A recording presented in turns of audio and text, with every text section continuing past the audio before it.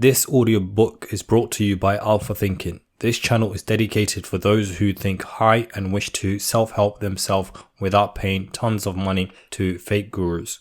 We have listened to this audiobook more than 10 times and we hope you will find it useful too. We publish new videos each week, so make sure to subscribe to be part of our family. Without further ado, let's dive into the ocean of words. As you can see, there are 3 visual network plans. The first one outlines the chronological steps to becoming a neurologist. We call this a macro plan, with the objective of becoming a neurologist. Below that is the micro plan with the objective to graduate in pre-medicine in 4 years with a minimum 3.5 grade point average. The micro plan is broken down into 2 levels. The first level is visually represented in 2 steps. The start, labeled number 1, and graduate with a Bachelor of Science in Pre-Med, labeled number 3. This first level has actually been extracted directly from the macro plan. Now look at page 49 and the Level 2 diagram. As you can see, Level 2 is an expanded version of Level 1. Through the study of the college course catalog, and after talking at length with college advisors, you have identified the pre-med requirements and have broken them down into a prerequisite chronological order. This visual network plan then serves as the step-by-step map for completing your pre-med program, the first step in your macro objective of becoming a neurologist. As you look at the visual network plan for completing pre-med, what type of emotions do you experience? Do you feel intimidated at the prospect of excelling in the hard sciences? Do you doubt your ability to learn such difficult subjects, and to learn them so well that you finish each course at the top of your class? If you feel intimidated and experience doubt, then you probably won't make it. If you look at the plan and feel deep down inside that with enough effort, study, and application, you can master each of the courses, then you'll probably succeed. The difference, you see, is really not in ability or intelligence. Rather, it is an attitude, your belief in yourself. The belief in yourself as someone who is capable of learning is 90% of the learning hurdle. The other 10% is single-minded application mixed with ability. The belief in yourself as someone who has the ability to learn is the second step involved in the self-disciplined achiever's pursuit of goal-related knowledge and skills. Much of your own belief in yourself as someone who is capable of learning complex material may have been educated right out of you in school for a variety of reasons, some of which we explored at the beginning of this session. One major reason for this belief is a vicious cycle people get caught up in early in their learning experience. Take math, for example. Many people have learning blocks when it comes to math. They feel that they just don't have the aptitude to learn complex mathematical concepts. And they can prove this lack of ability to you from their grades and success in math classes. What most of these people lack is not the aptitude for math, but the application of self-discipline. Math requires progressive learning. You have to master one concept before you can go on to the next.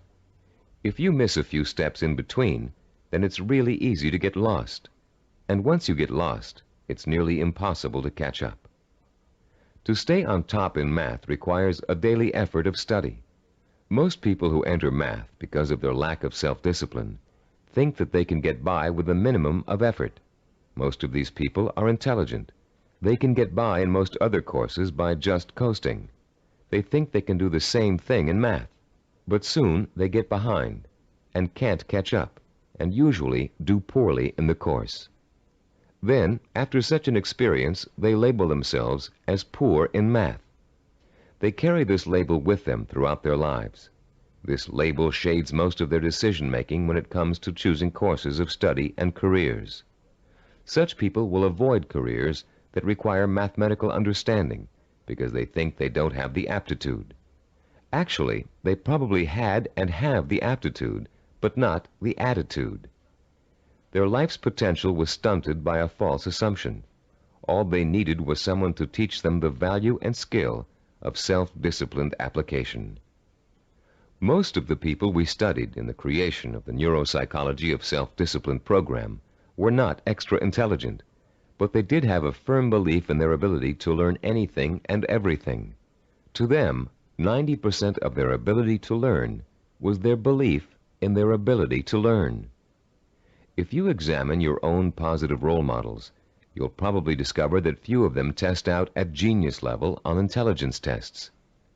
Most people think that Albert Einstein, for example, was a mathematical genius, when in actuality he flunked his college entrance exams and was a poor student in mathematics.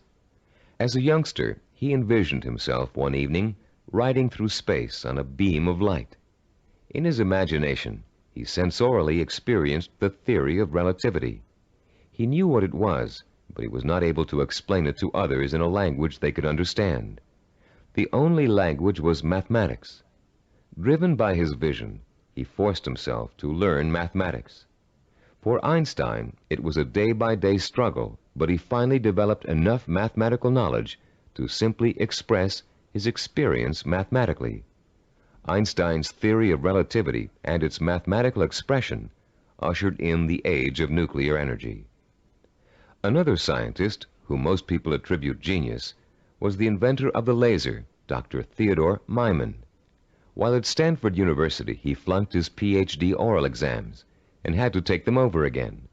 Learning didn't come easy for him. It was a daily, step-by-step struggle. Baseball hitting great and cybervision role model for its baseball neuromuscular training video cassette, Rod Carew, didn't make his high school baseball team because his coach thought he wasn't a good enough hitter. Since then, through thousands of hours of practice, Carew has won 7 American League batting titles and is one of 13 players ever to get more than 3,000 career hits. The list goes on. Famous author, philosopher, and scholar Leon Uris flunked high school English 3 times. Malcolm Forbes, publisher of Forbes magazine, one of the most successful business publications in the world, did not make the staff of his college newspaper. The editor said he lacked the basic skills of reporting and editorial writing. Stephen DeVore, who founded Cybervision, speaks the Finnish language, considered by language experts to be the most difficult language for Western tongues to learn. Though he mastered this difficult language, he lays no claim to a superior intellect either. When I was 19, he told an interviewer, I was selected to go to Finland for 2 years of volunteer work. I had no foreign language ability at that time. In fact, I had nearly flunked out of high school French and Latin. So I thought of myself as having absolutely no ability to learn languages. With this negative attitude, DeVore entered an intensive language program for 2 months before he left for Finland. It was something like 16 hours a day with a group of 10 others. I finished last in the group, he recalls. DeVore went to Finland, where he spent 5 miserable months unable to communicate. I couldn't do anything. I was incredibly frustrated. I'd lose patience when people were talking. Then one day I went to the park, and in the park there was a man giving instructions to his dog in Finnish. The dog obviously understood him and was obeying all of his commands. I thought, this is ridiculous. I'm smarter than a dog. If a dog can understand Finnish, so can I. In the 2 months following this experience, DeVore became fluent in the Finnish language. He learned to speak Finnish so well that he served as a translator for American businessmen and their families traveling to Finland.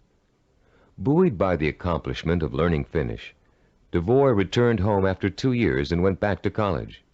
Where before he had been a lackluster C student because he was convinced he couldn't learn, he received straight A's and academic scholarships for the rest of his college and graduate school years. Which proves another point about learning, success, and attitude. Once you have successfully learned a subject or skill, it bolsters your confidence in your ability to learn other skills. Once you've proven to yourself that a negative concept you had was wrong, you begin to realize that all of your negative concepts may be wrong. What you couldn't do in the past, you can now do. You can do it because finally you believe you can do it. Breaking the cycle of a negative attitude may not be easy, but once you do, you'll be far less inclined to get back into the cycle. That's why small steps and small accomplishments are so important in pursuing a macro goal. You may look at a map for becoming a neurologist and say, I'll never get through all those math courses.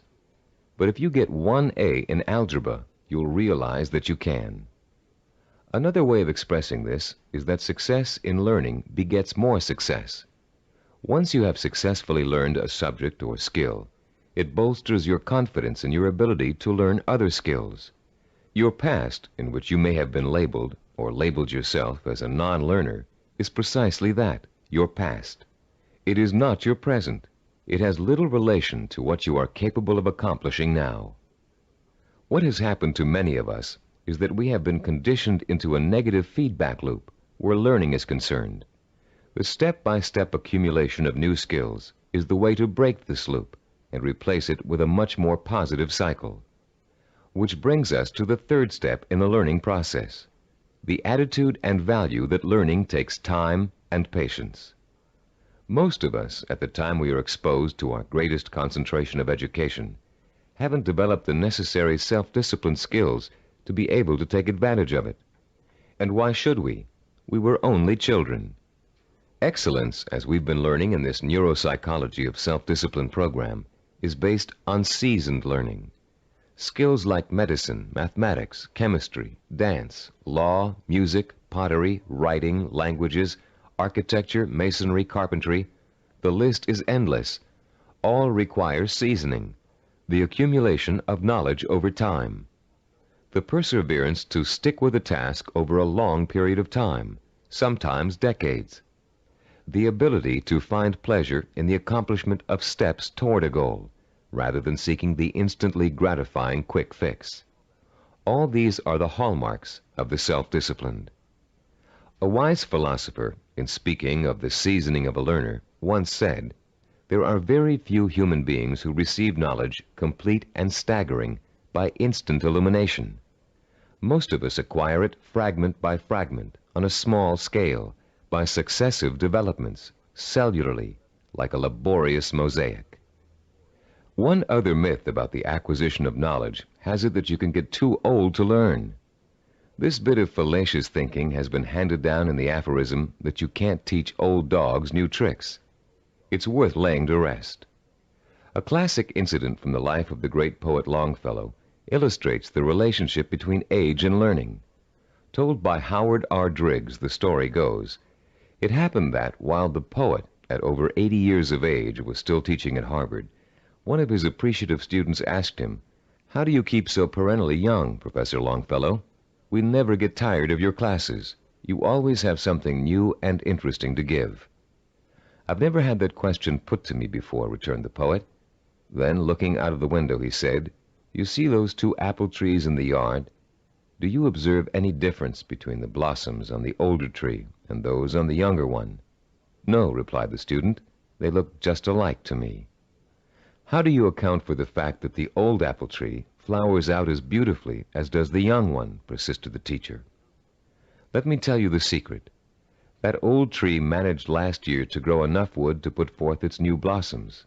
Blossoms, you know, always come on the new wood." "Oh, I see," said the young man. "To keep young, one must keep growing." "Yes," came the quiet response. Einstein, in his later years, was asked the secret of his ability to learn. His reply also illustrates the point and importance of lifelong learning. Einstein said, "The more I learn, the more I realize I don't know. The more I realize I don't know, the more I want to learn." Age should be no barrier to the acquisition of new knowledge and skills. If you have the self-discipline to see your efforts through, you can learn anything at any age. Let's now discuss the fourth step in the learning process, a set of tried and proven principles that work together as a system to make learning easy. If you'll turn this cassette over now, we'll introduce you to a very simple yet powerful system to learn effectively at any age, whatever the subject area. A recent movie called Educating Rita beautifully illustrates the points we're going to discuss in the remainder of this session. This film is about a working-class Englishwoman who has a dream about becoming educated. The film tells the story of her personal odyssey as she pursues her vision, her dream, in the face of incredible obstacles. She faces at one point or another during the story conflicts with work, with transportation, with her parents, with schedules, with her mentor's desire and ability to teach, with the disdain of other more educated students, and with a husband who wants her to stay home and make babies, not thesis. Through it all, she perseveres, driven by the dream of herself as an educated woman, a woman who can discuss important issues, who can commune with the great thinkers and writers who make up such a rich part of her English heritage. She burns with the fire of her vision, a vision rich in dignity and strength. It's a vision she can hear, smell, taste, touch, and see. The actress, Julie Waters, expresses her character's struggle to change, to improve, to better herself, with such credibility that you can see the woman, Rita, change before your very eyes. There was nothing abstract about Rita's quest for education. Each book she read, each class she took, each time she met with her advisor or participated in a class discussion, was a visible step toward the completion of her goal. It was extraordinarily obvious how closely her vision and her process of learning were interconnected. Sometimes that connection is less obvious. So that's what the remainder of this session will speak to: how to recognize the connection between learning and the successful achievement of your goals. Learning is not simply the rote memorization of useless facts, or even useful facts. Of course, we're all aware that in 1492, Columbus sailed the ocean blue. But what does that have to do with our vision? The same lack of relationship to vision is often true with our attempts to understand abstract principles, as in mathematics, chemistry, or physics. They are very difficult to learn and use if we cannot see the direct applications to our everyday lives, to the pursuit of our purpose and vision. We ask ourselves, how is this going to help me in achieving my vision? Cybervision founder Steve DeVore recalls signing up for a course in statistics when he was attending graduate school. He hadn't taken the prerequisite higher math courses, but had gotten permission from the instructor to take the course anyway. DeVore's instructor, however, issued a dire warning at the beginning. Without those prerequisite courses, DeVore stood a good chance of failing. But forewarned is forearmed, and DeVore found a way to overcome his lack of preparation. The first week of class, he found himself swamped with mathematical concepts that were abstract and confusing. The only way I could make sense out of what was going on, he says, was to take each abstract principle and make it concrete. Instead of talking about X's, Y's, and Z's, I made them into apples and oranges, and I ended up with the second highest grade in the class. I find this concreteness also ties into vision, DeVore continues. Whenever you have to learn something that seems beyond your grasp, remember your vision and why you have to learn it. Then it will seem real and vital, and you'll have an easier time dealing with it. Whatever you have to learn, no matter how abstract or detailed the information, if it's necessary for your vision, then you can embody that information with your vision. Then it becomes something real and vital. You can put a handle on it. You have a reference for it. You've been learning the importance of vision all throughout this program. The sensory-rich, detailed kind of vision you created in Session 6 and are continuing to create on a daily basis. Making those visions concrete, you'll recall, sometimes even involved putting clippings or photographs of a desired goal upon the wall. This kind of work to strengthen vision is also at the heart of learning. As I promised earlier, I'm about to introduce you to a powerfully effective, easy-to-learn method of learning that will carry you through the rest of your life. This four-part learning system is the application of certain principles that reveal themselves in the course of our research with self-disciplined achievers. Learning and applying these principles will enable you to approach any subject matter with confidence and thoroughly learn the material no matter how difficult it might be. We call this system mega-learning. We use the word mega to connote power. The power to achieve you acquire through the acquisition and application of knowledge. Let me quickly preview each of the 4 steps and then look at the process in greater detail. First, recognize the need to learn a principle. Second, relate the principle to your personal vision or goal. Third, internalize the principle by relating it to your own experience. And fourth, apply the principle in action. Let's examine each of these 4 steps in turn. First, recognize your need to learn new information and skills. You cannot reach your goal without getting an education first. This doesn't necessarily mean attending school.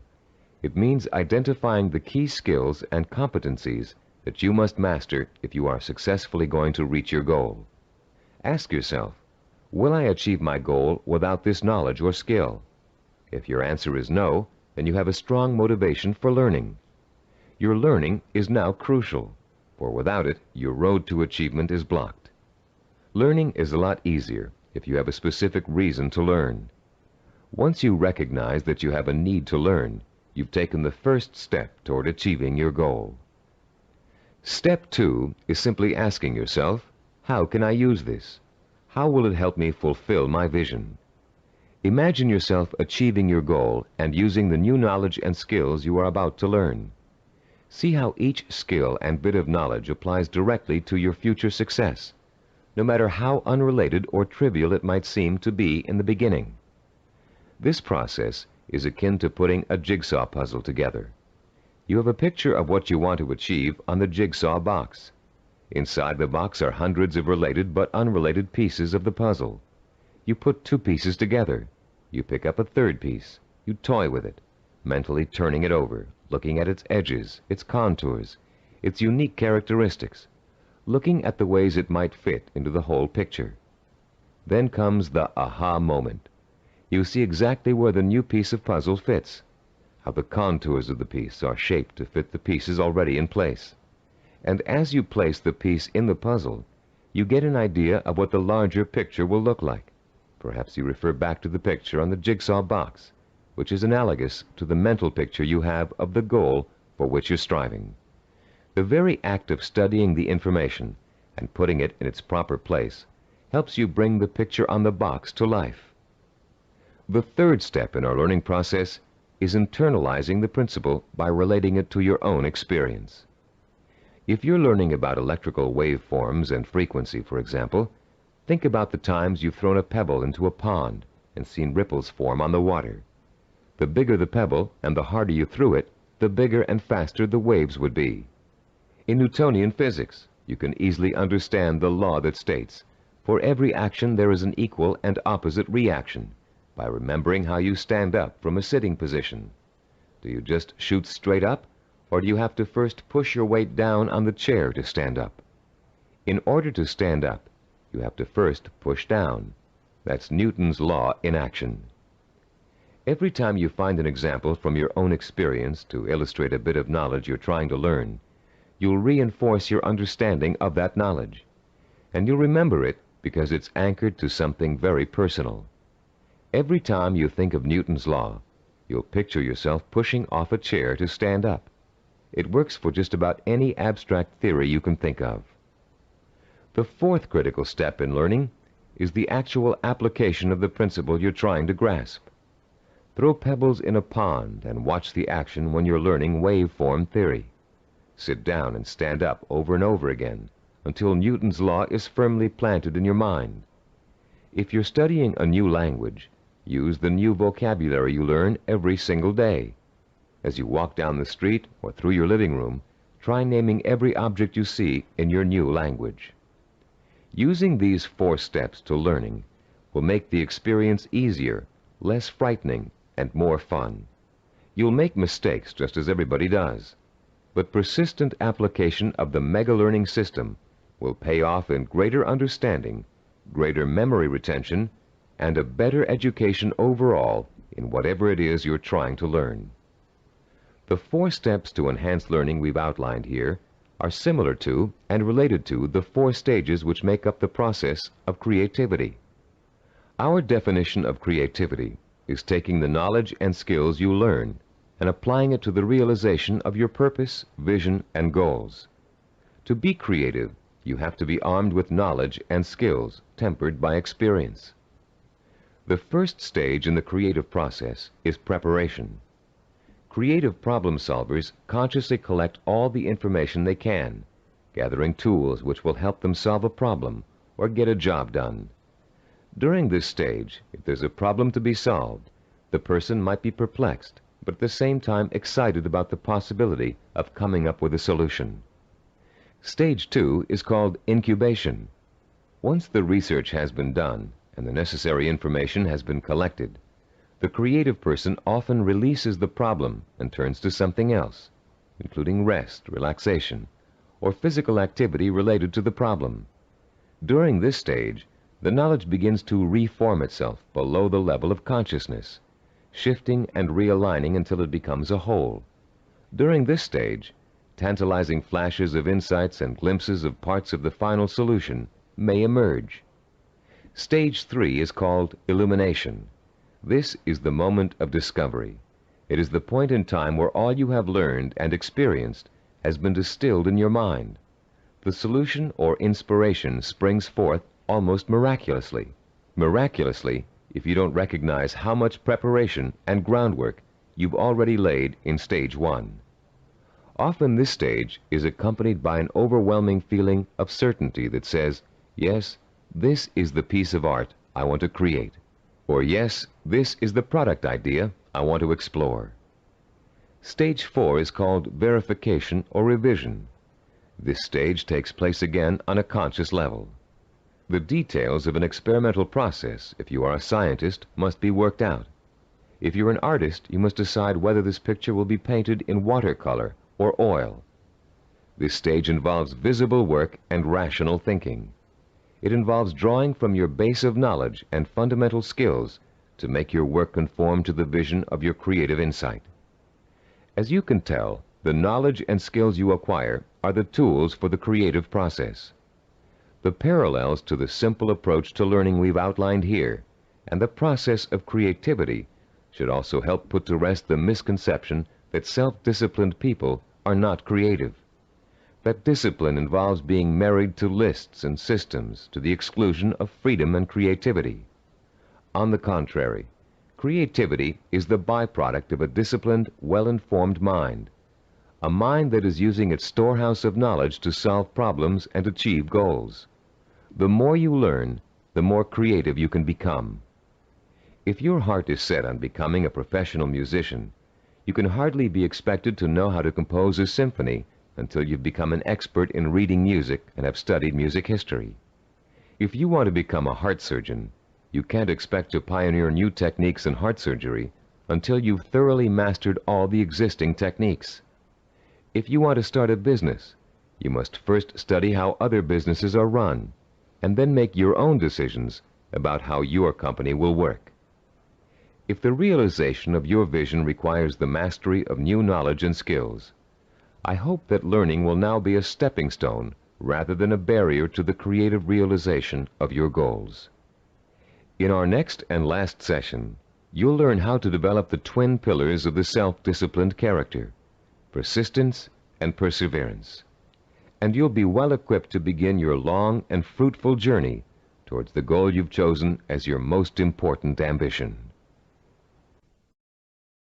I'd like to begin this final session with 2 true stories that illustrate the value of persistence and perseverance in any of life's endeavors. The first story is about a mountain climber named Don Bennett. After successfully scaling 14,000-foot Mount Rainier, one of the highest mountains and most difficult climbs in the United States, Don Bennett was interviewed about the experience by a local reporter. "How did you do it?" the reporter wanted to know. "How did you keep going for 14,000 feet and not giving up?" Bennett thought for a moment before answering. Then he spoke slowly, trying to get the reporter to understand the mental process that led him to the peak of that mountain. "Starting months before the climb," Bennett said, "I created a vision of myself at the top of the mountain. That vision was so real that I could actually feel the cold wind blowing in my face, and I could see the spectacular mountains and valleys all around me. I saw and felt this vision 100 times a day. It inspired me. It motivated me. It kindled my determination to see the climb through to the end. During the climb itself," he continued, "I drew upon my vision for inspiration. When the going got tough, I saw myself at the top of that mountain just as clear as could be. And then finally, I reached my goal, and my vision became a reality. The reporter was impatient with Bennett's explanation. Yeah, he said, I've heard all that vision stuff before. But that doesn't explain how you did it. You're an amputee. How did a one-legged man climb a 14,000-foot mountain? Don Bennett looked the reporter straight in the eye and said quietly, "One hop at a time.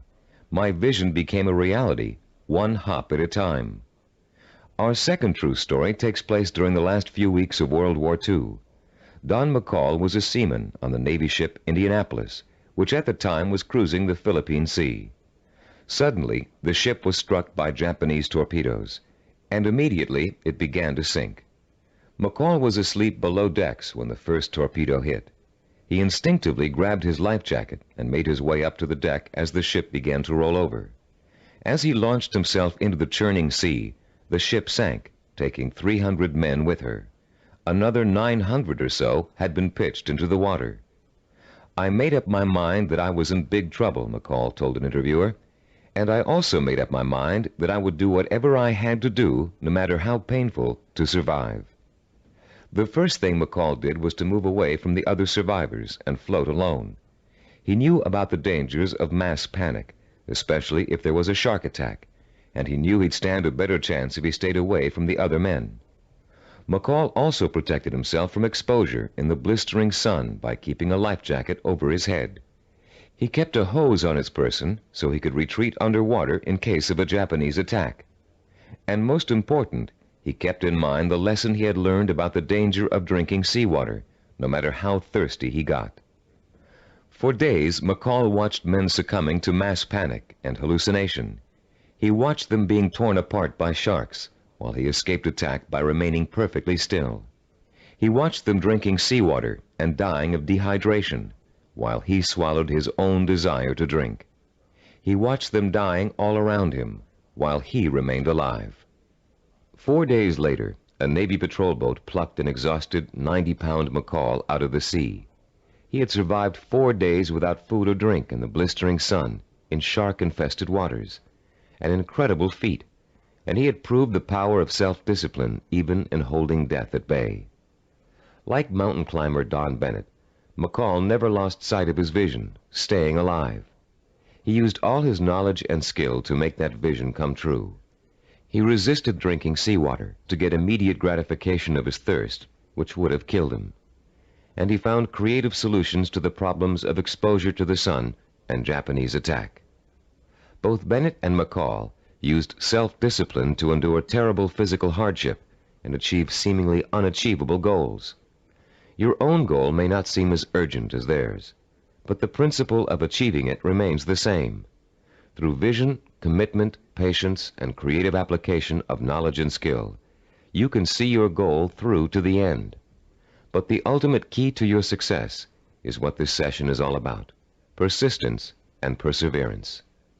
In this session, you're going to learn what persistence and perseverance are really all about. You'll be taught how to develop both of these critical qualities through the application of 5 simple principles. You'll find out how to turn problems and setbacks, even agonizing situations, into positive learning experiences that will actually bring you closer to the realization of your goal. And you'll understand the value of never giving up, no matter how tough the journey gets or how endless it seems. First, let's define the words persistence and perseverance. Is there a difference between the two? Yes, a subtle one. Persistence means never giving up. Perseverance means persisting in spite of hardships, opposition, and setbacks. Mountain climber Bennett and Navy seaman McCall displayed both persistence and perseverance in their heroic efforts to reach their goals. Bennett had to use his one leg to hop at least 30,000 times to get up to the top of Mount Rainier. McCall had to stay calm and follow a life-saving plan while spending 4 days in shark-infested waters without any food or drink. These men reached their goals because they had already developed the qualities of persistence and perseverance. Now you are going to learn how to develop these qualities too. There are 5 crucial steps involved in learning how to develop into the kind of self-disciplined achiever who never quits and never loses sight of his or her goal. Listen carefully while I outline each one. The first step is to rekindle and refuel your vision and purpose every single day. Remind yourself daily of the rewards and benefits that await you when you successfully realize your goal.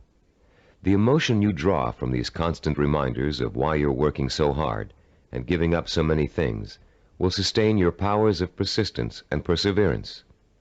The second step is to firmly anchor the following attitude deep within your heart and mind. I can achieve anything I set my mind to. Nothing is impossible for me to achieve if I want it badly enough and am willing to pay the price for it. No matter how much hard work it takes, no matter how long it takes, no matter how difficult it is, I can and will achieve my goal. I will never forget that a journey of 1,000 miles begins with a single step. Step 3. Realize that obstacles are going to arise and setbacks are going to occur. Keep in mind that these difficulties are really opportunities to learn. Every obstacle that you overcome, every setback you bounce back from, strengthens your character and makes you smarter and stronger. Whatever you do, don't try to hide from or ignore problems. They never go away by themselves. Meeting challenges squarely and solving problems creatively is at the heart of self-discipline and at the heart of achievement. As Benjamin Franklin said, those things that hurt instruct. When your progress seems blocked, it means that it's time to increase your knowledge and look for creative solutions. This is the fourth step in developing persistence and perseverance. You may be doing the wrong things for the right reasons, and now is the time to find out. Start experimenting with taking different paths to your destination. But whatever you do, don't quit. Most people quit when things don't work out as they planned, or when they realize how much hard work they're going to have to do. Remember, a failure is someone who has not learned from his mistakes. Step 5. Turn your work into fun. Make what you have to do into something you want to do. Working towards a lifelong goal shouldn't feel like a sacrifice, because that goal is what you want more than anything in the world. If you follow these 5 steps faithfully, your long road to success will turn into an exciting journey of knowledge, discovery, challenge, and reward. And for as long as you feel you're making progress, even hard work and minor interferences won't shake you from your purpose. The real problem arises when a major setback occurs, especially if it's unforeseen. A seemingly insurmountable obstacle is often enough to make even the most determined achiever decide that the fight simply isn't worth it. Setbacks make people give up just at the point when they should not. How can you deal successfully with setbacks? How can you learn not to feel like a failure when it suddenly seems that all of your hard work may have been for nothing? There are 5 ways you can turn every setback you encounter into a learning experience, one that will leave you stronger and wiser and more determined than ever to keep working toward your goal. Listen carefully while I outline each one in turn. First, never try to ignore a problem or handicap. Deal with your problems directly. Don't avoid them or try to hide from them. If you want to start a business but can't find people to back you up financially, that doesn't give you the right to plunge into your project with no capital and a lot of ideas for spending money. If you want to become a doctor but don't have the grades to get into medical school, it won't help you to start applying to schools you know you can't get into. When you have a problem, study it from all angles and try to determine the best way to proceed. Which brings us to our second point. Don't blame other people for your setbacks, and don't chalk it up to bad luck. You make your own luck in this life, and you have to solve your own problems. Learn to tackle them head on, being as realistic as possible and as level-headed as possible. Mentors can often provide a great deal of help in a bad situation. Try acting as if you are your own mentor. What would he or she do in your situation? Or what has he or she already done to overcome an obstacle similar to yours? Third, continually strive to strengthen your qualities of self-discipline. Setbacks often occur because of weaknesses in certain areas. Try to turn those weaknesses into strengths. Be your own severest critic, but not your own worst enemy. Don't tell yourself, I failed. Tell yourself, I slipped, but I'm going to pick myself up and go on. Fourth, in almost every setback, there's a seed of opportunity, a silver lining, if you will. Find it and use it. You may find yourself taking a slightly different path to achieving your goal than you first imagined, but you'll get there just the same. Take the new path and see where it leads you. Following this philosophy helps take the emotional sting out of setbacks and is a good antidote for discouragement, and it's a healthier way to react to a bad situation than deciding to give up. Fifth, always remember that no matter how difficult a problem is, or how insurmountable it seems, there's always a solution. A problem is only really a problem if you think you can't solve it. If you take the attitude that every problem has a solution, and you approach your problem with an open and creative mind, you'll find that solution. A young woman we know named Carol Napier was faced with and managed to overcome the kind of setbacks that might make anybody want to give up. Her story is so inspiring that we'd like to end this session with her example of what it's like to be a self-disciplined achiever who never quits no matter what. At 26, Carol had a degree in marketing and a good job as a marketing assistant, with an eye to moving up in the company she worked for as soon as there was an opening for a higher position. Carol had diabetes, diagnosed when she was 12, but had always been able to keep it under control with insulin shots, and had always lived a perfectly normal, relatively healthy life. In the spring of Carol's 26th year, she began having trouble with her eyes. Doctors told her that her diabetes was causing her to slowly lose her eyesight. At first, Carol refused to believe it, but when she began having trouble driving, she realized the doctors were right, and she would have to re-evaluate her job and her purpose in life to deal with the problem of approaching blindness. But before Carol could come up with a solution to that problem, her kidneys also began to fail. Ultimately, she needed a kidney transplant, which was done successfully when she turned 27. Everything seemed to be going fine when a sudden episode of insulin shock left Carol paralyzed from the waist down. Carol recalls wanting to quit then and there. At that point, I just wanted to go to sleep and never wake up. The depression got so bad that I realized I couldn't go on this way. I only had one choice, and that was to get myself out of this. Slowly, Carol regained her strength, learning to walk again with the aid of physical therapy. She rewarded herself for her progress by making a trip across the country alone to visit her parents for Thanksgiving. A trip friends tried to dissuade her from taking, but which proved to Carol that she could still make it on her own. Today, Carol is attending college, studying for a master's degree in rehabilitative education. She has decided to spend the rest of her life helping people face and overcome problems like hers.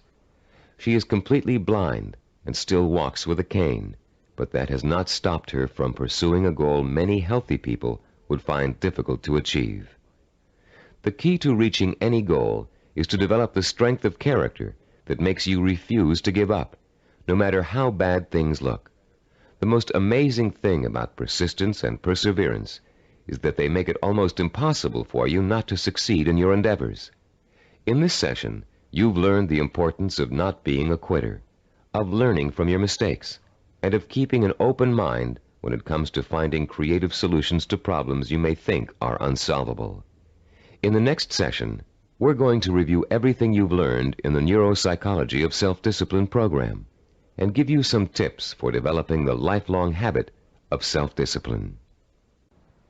We're now coming to the end of the Neuropsychology of Self-Discipline, and now is a good time to reflect on what you've learned and how far you've come.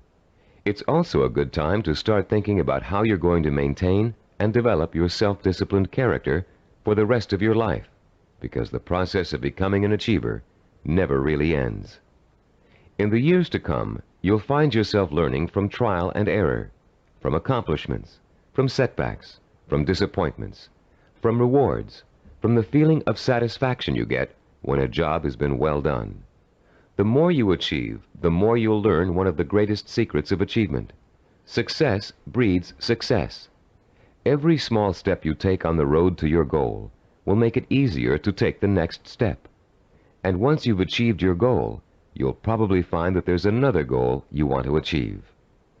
Along the way, you'll delight in the process of watching yourself in action, making corrections in your methods and strategies as you strive toward your ultimate goal and the hundreds of smaller goals you will successfully reach on the way. Let's talk about the milestones you've already passed. In Session 1, which you listened to some time ago, you uncovered the master key to your highest potential, self-discipline. We define self-discipline as the ability to work systematically and progressively toward a goal, to become positively obsessed with that goal, and to let that obsession lead you to accomplishment. We talked about the problems caused by lack of self-discipline.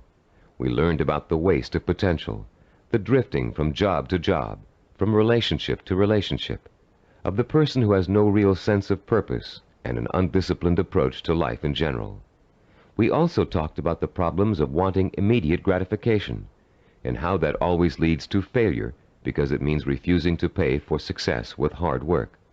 There is no other way to be successful except through hard work. The words pay for shouldn't bother you. All accomplishments come with a price tag, just like something you might want to buy. And just as you will save for an item you really want to buy, cutting your budget and making financial sacrifices, you should also be willing to make sacrifices in order to reach your goal. You may have to give up time, recreational activities, other priorities in your life. But it won't be difficult to do, because reaching your goal will become a more important source of pleasure. In Session 2, you were introduced to the 10 characteristics of the self-disciplined achiever. These characteristics served as a model against which you could compare your own strengths and weaknesses. Let's review them quickly now to refresh your memory and see how far you've come in absorbing the principles of this program. First, self-disciplined achievers have a strong sense of purpose. They have a cause or direction to which they have chosen to dedicate their lives. This cause gives them meaning in their lives and a reason to exist. Second, the self-disciplined seek out positive role models, called mentors, to teach them how to best approach their goal and overcome setbacks and obstacles along the way. Third, self-disciplined achievers use sensory images to provoke the kind of emotion that keeps them working toward their goal for as long as it takes to achieve it. Fourth, those possessing an iron will dwell on the fulfillment of their vision rather than on fear and failure. They have a positive attitude toward themselves and their goal and refuse to let setbacks get them down. Fifth, the self-disciplined achiever has a deep-rooted belief in his or her ability to achieve. This "I know I can do it" attitude is nurtured by their study of mentors and their realization that the only thing that stands between themselves and their goals is hard work and self-discipline. Sixth, self-disciplined achievers have the ability to plan and organize. They know that a goal can never successfully be reached in a haphazard way. They understand that they must map out a blueprint for success if they are ever to realize their highest ambitions. Seventh, they know how and when to acquire the essential knowledge and skills they need to achieve their goals. This comes from the planning and organization work they did earlier. Eighth, self-disciplined achievers have patience. They understand the concept of seasoning and its importance in reaching any goal. Time does not frighten them. Ninth, people who achieve their goals do so through persistence and perseverance. They are stubborn in their efforts to achieve, and they never give up. 10th, self-disciplined achievers have a mature attitude toward pleasure. Rather than seeking any diversion that will temporarily make them feel better, they take the most pleasure in doing the work that will help them achieve their goal. How many of these 10 characteristics did you remember? We suggest you play Session 2 over and over again until you can recall every one of them without prompting. Making these qualities a part of your own personality is what acquiring self-discipline is all about. And the more you listen to them, the more you think about them, the more they will become a part of your own life. In Session 3, we delved deeply into the scientific basis for this program. You learned how the key to success is developing the kind of constant internal motivation that keeps you on course through problems and setbacks, through temporary boredom or fatigue, through periods of doubt or discouragement. And you found out why other motivational programs fail to give you the sustenance you need to pursue your goal for weeks, months, or years. You learned about Dr. Carl Pribram's research into images of achievement and the critical role they play in motivating people to be successful. Dr. Pribram's discovery of the power of sensory-rich images to provoke the drive of motivation made the creation of this unique program possible. In Session 4, we discussed the power of purpose. Here you learn to focus your energy like a laser beam on what you want to accomplish. You learned how your macro or major purpose really could be broken down into a series of micro or minor achievements. You heard examples of how well-known achievers tackled major goals by turning them into step-by-step plans for success that they could deal with one at a time. In the same session, you participated in a fascinating exercise that lets you pinpoint, perhaps for the first time, what your most important goal in life really is.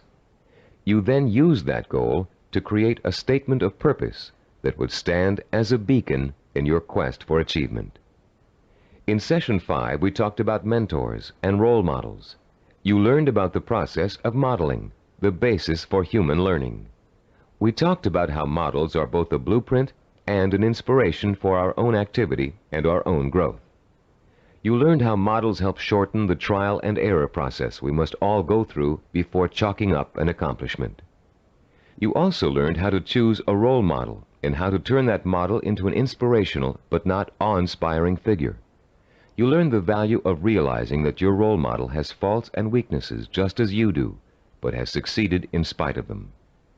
In Session 6, you learned how to translate your purpose into sensory images that would fuel your inner fire of determination and ambition.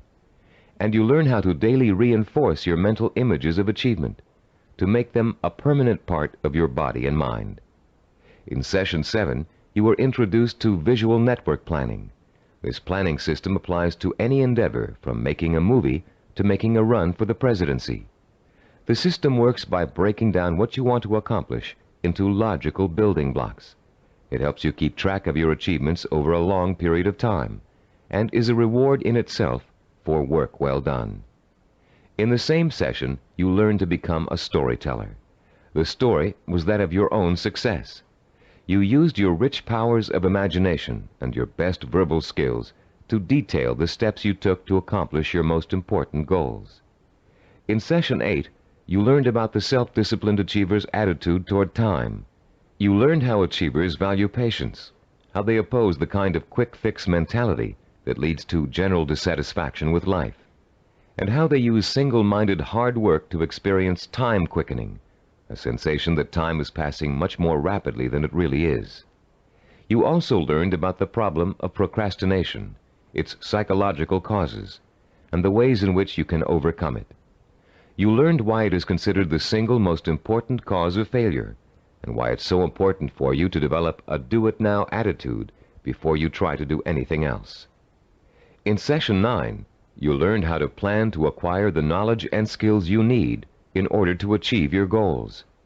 You were introduced to the concept of mega-learning, a powerful 4-step system that enables you to master any subject, no matter how difficult or complex. You also learned how knowledge is the building block of creativity.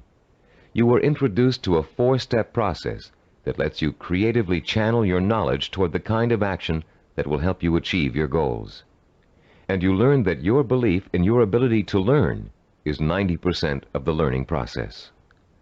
Finally, in Session 10, you learned how to develop the powers of persistence and perseverance, the critical characteristics that will see you through to the successful completion of your vision and purpose, no matter how long it takes or how difficult it is. You heard several inspiring stories about people who persevered and achieved their goals through extreme hardship and even physical danger. And now, as we come to the conclusion of this program, I'd like to point out that acquiring self-discipline is a never-ending process. There won't come a day when you wake up in the morning and say, "Yes, I'm finally self-disciplined now. There's nothing more I need to do to develop strength of character and determination of will." Self-discipline requires a lifetime of commitment. This doesn't mean you won't develop the habits of self-discipline in a relatively short period of time. It simply means that you must always be vigilant about how you are approaching your goals and what your purpose in life really is. It's all too easy to get sidetracked in something that feels comfortable, but is not what you really set out to achieve. Every small victory will become a cause for celebration, and a chance to renew your faith in your own ability to achieve whatever it is you want in life. And as you achieve it, you will find yourself becoming the kind of person you've always admired. The kind of person who could pursue a goal so single-mindedly, so stubbornly, and so patiently that he or she could not help but achieve it. I'm Richard Gebhardt. Thank you for joining me in this Cybervision program. This is released for the sake of education.